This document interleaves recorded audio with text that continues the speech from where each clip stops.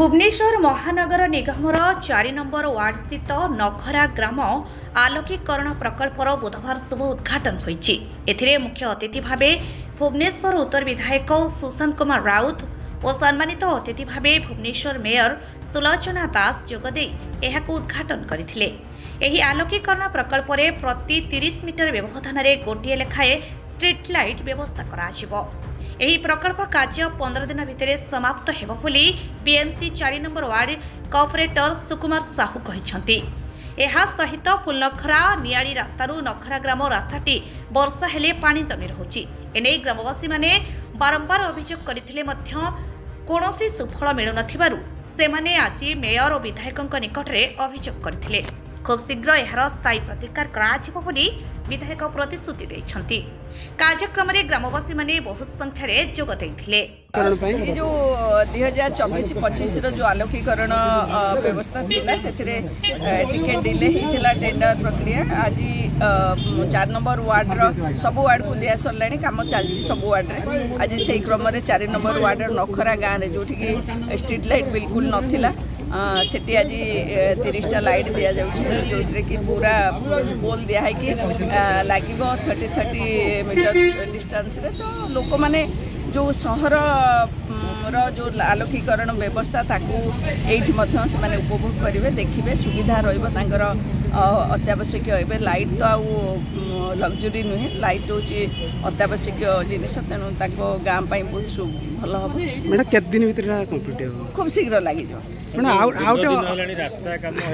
रास्ता रे पानी जमुची देखो रास्ता रे किछि प्रॉब्लम रहउची। आमे तो टेंडर देकी काम देइछु किंतु जिंस होची गाँ लोकंक भितर के कार कोठी जगह अछि बोली से मान सब क्लेम करचंती पुणी गोटे सेमती लीगल हर्डल्स आछि किछि लोक बुझिबा दरकार। ये जहाँ होची रास्ता घाट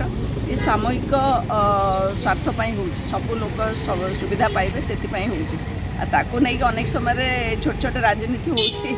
लोक आगो बंद करचंती सेति पाई काम होई पारुने। तेणु समस्त को अनुरोध मिलमिशिक आम काम कले आम अंचल उन्नति हम। 4 नंबर वार्ड में नखरा गाँव मु अनुभव करी बहुत दिन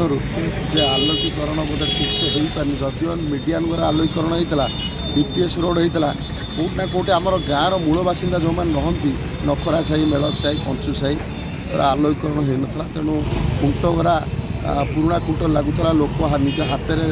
जलाऊे हाथ में लिभौले बेले बेले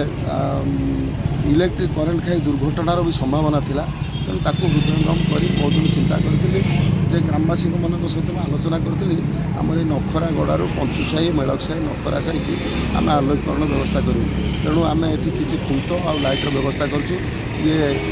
आलोकीकरण पाखापाखि 8-10 दिन भर कि 15 दिन भर सरीज भाई तार टाइमर लगी व्यवस्था हो से मन को जल दिन राति हेले मन को जल दिन हेले मन को लिख खुंटर शुणु आमर टोटाल 4 नंबर शुणु आपणकर 30 मीटर डिस्टेंस रे गोटे गोटे खुंट पड़ तेणु 30 मीटर डिस्टेंस रे जतटी खुंट पड़ जो नखरा गड़ारू मेलक साही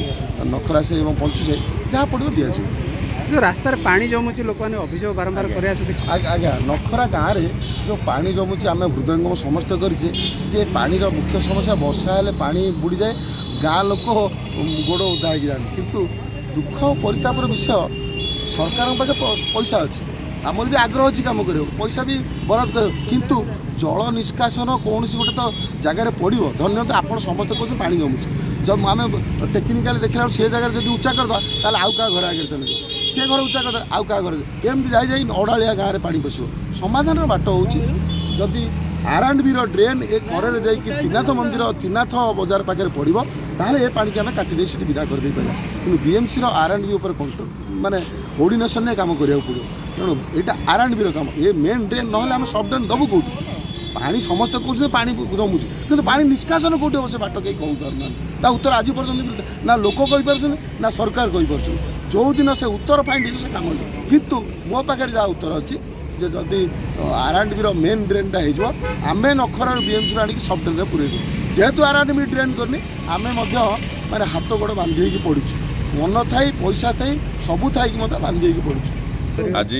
आम नखरा ग्राम में आलोकरण व्यवस्था कराई बीएमसी तरफ आम मेयर मैडम आर्पोरेटर महोदय अच्छा समस्त उपस्थित रही ग्रामर समस्त मुरबी मैंने अच्छा युवबंधु मैंने समस्त रही आज आम इलेक्ट्रिक व्यवस्था कराई लाइटर व्यवस्था कराई जगह बहुत अंधार होता से ग्रामवासी गोटे डिमांड था कि जगार लाइटर व्यवस्था करा धन्यवाद देवी मेयर मैडम को एवं आम कॉर्पोरेटर महोदय को समस्त वरिष्ठ उपस्थित अच्छा समस्त धन्यवाद देवी जे एत सुंदर आज जो कार्यक्रम कराई निश्चित भाव में समस्त ये